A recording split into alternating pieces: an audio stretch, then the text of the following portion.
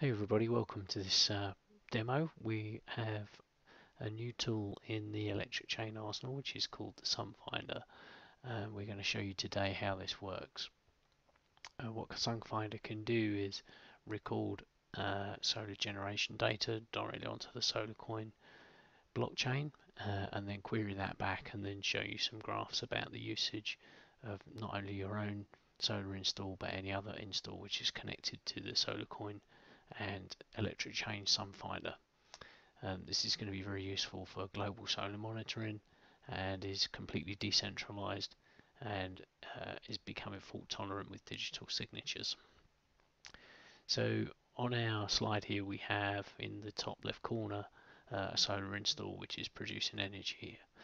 Um, Within the premise there is a Raspberry Pi which is on the top right corner there.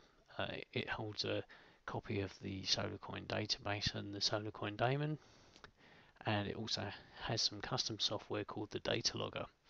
And what that data logger does is it captures energy from the solar installation, makes transactions and publishes that onto the SolarCoin database. That database is synchronized then with the SolarCoin network and blockchain, which is the bottom right corner. Basically, all other SolarCoin users around the world capture the transaction which is made, confirm it, and make it into the blockchain, and that then becomes immutable. It can't be changed once it's inside a block, and so the solar generation data is there on the blockchain forever. And then what we can do is use another machine somewhere else to actually read the SolarCoin database, and this is the bottom left hand corner. The laptop there has a database on it, and then it has a copy of a tool called Sunfinder, which then will allow us to do some graphing. So here we have our Raspberry Pi, and this is all command line, so there's no pretty interface, but this, as I described earlier, this Raspberry Pi is connected to the solar installation in the homeowner's local area network in this case, and we can start this up and actually start to see it working. So what we're going to do is start the data logger. And the first thing the data logger does is asks us for our passphrase, which if we enter, and it's gone out, it's looked at our wallet and it's figured out how many solar coins we've got in our wallet, and it's kind of come up with a random amount of solar coins to send back to ourselves to make the transaction. And it's asking me if I'd like to update my system information. The system info is already in there, and I'm going to say yes just for demonstration purposes. And it shows me what my current user ID is. This is how we identify specific installations on the SolarCoin blockchain. This is an SHA-1 hash of all kinds of different information that we see here about the system. And you can see there below is the type of solar panels are connected, and it's asking me if I want to make a change. And I'm going to say I don't want to change. And then we've got the tilt, I don't want to change that. Azimuth, I don't want to change. That's the type of inverter we've got, I'm not going to change. And I'm just going to go through and basically keep everything the same, just so that we can see what happens when we post to the blockchain.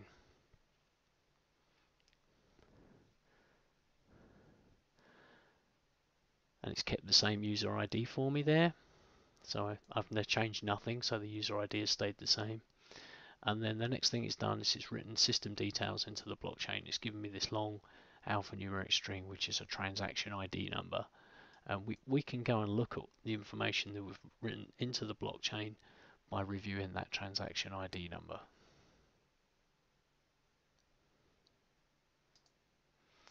And so this is the SolarCoin Blockchain Explorer. And if we wait a moment, we should be able to see when this updates.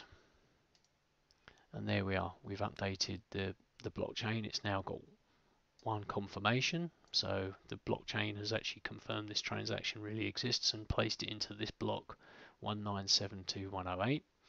And you can see here in the text field we've got the user ID number that we had on the other screen. We've got something which we use as a signature address, and I'll explain that in a moment. And then we've got all the different information that we put in about our system, the modules, the type of inverter, The type of data logger doing this is a Raspberry Pi 2B, the size in kilowatts, the latitude, longitude, and everything else. And what we have here also is a digital signature, which proves that it was this data logger which actually made this log, and we can see how we use those in a little while. Okay, back to the Raspberry Pi then, and what happened after we made the transaction for the system details. Our data logger then went out and started looking for energy from our system, and it started its cycle at this date and time for this user ID, and it went and talked to the inverter, and it found that it had generated a certain amount of megawatt hours of energy, and then it checked again to make sure we had enough solar coin in our wallet, and then it went out and it made this transaction, which is a transaction which shows us the amount of energy that we created at that point in time. So let's just take a look again on the blockchain at this transaction and see what happened in there.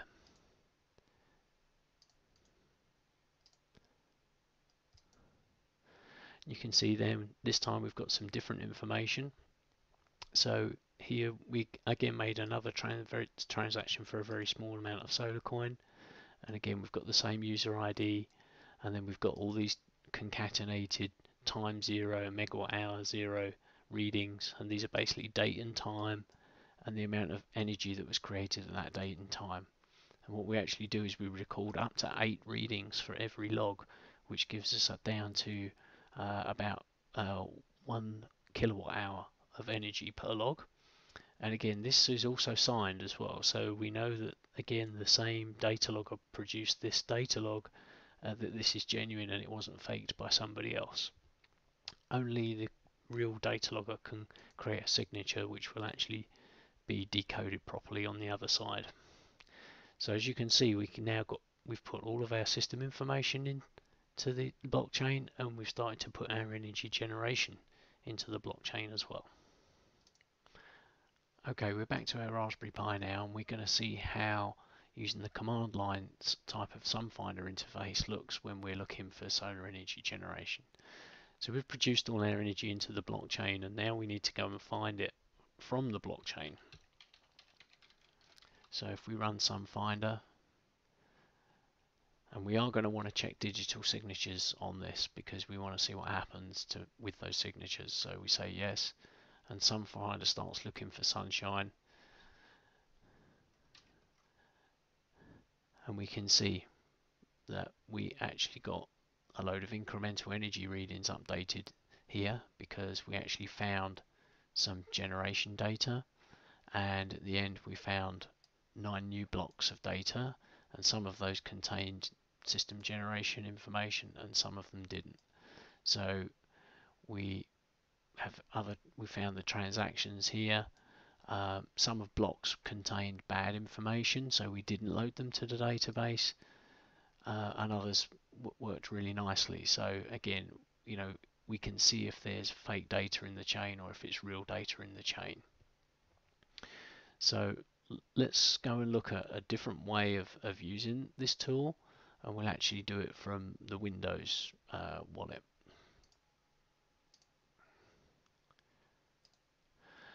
So here is the same type of tool, but we're using a slightly different version, and this is on Windows, and it allows us to do it easier, and you don't have to do command line. So we just use the Sunfinder, and in this we can Sunfinder, and this does the same sort of thing. It just went through and found all of the different generation data that we'd just logged into the blockchain. And then if we use our Sun Viewer, which actually now allows us to create a chart of all the data that we found, here it is. And if we just say we want to see information for all users, we've got some test data in the system, but we've got some real data as well. And we're going to look at energy by date because that tends to make more sense.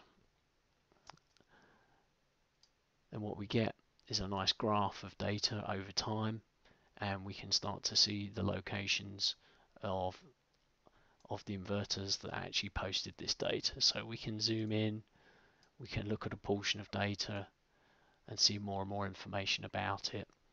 And here on the blue side, we've got total energy that was generated by the system over those periods of time. And on the other side in red, we've got the incremental amount of energy that was generated. And you can see here, for example, on this piece, we changed the frequency. So you can change frequency of this tool, and you can get more data points or less data points depending on how frequently you want to land on the blockchain and how much SLR you want to spend. And on the other side over here, we can start zooming in on the location of where that actual inverter is. Okay, and so that's the end of the presentation. Hopefully now you've got a better idea of how the blockchain can aid solar generation monitoring.